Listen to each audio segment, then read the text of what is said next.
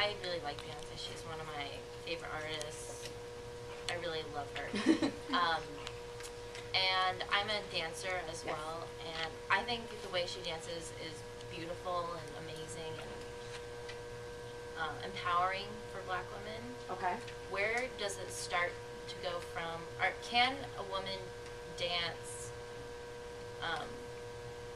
and be empowering while still being sexy?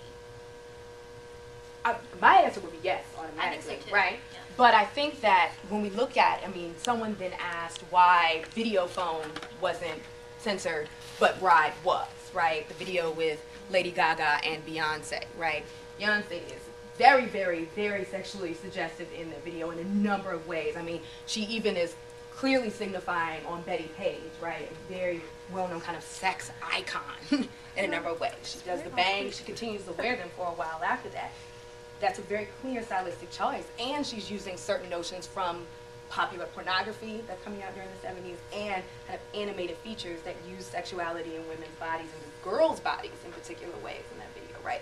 And I would find that far more interesting than, as a dancer myself, too, looking at the Sierra Ride video. And if you just were to go home and try, I don't know, 2 or 3 of the moves that she does in the video to see what kind of labor actually is invested in her body being able to move in particular ways, right?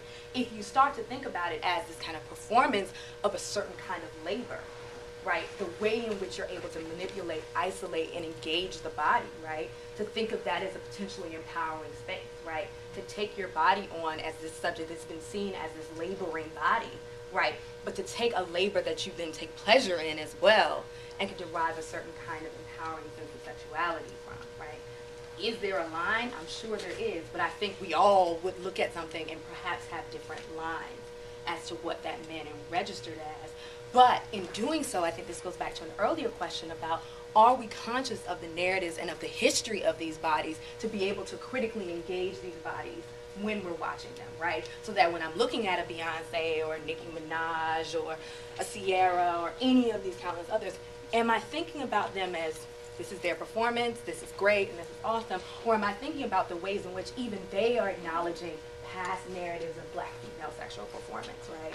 And how that affects the way in which we as an audience who've also engaged all these images then think about them as well, right? That they don't exist in this kind of isolated space, right? They're not ahistorical bodies or subjects. They're very much ingrained in these kind of matrices of history and power dynamics.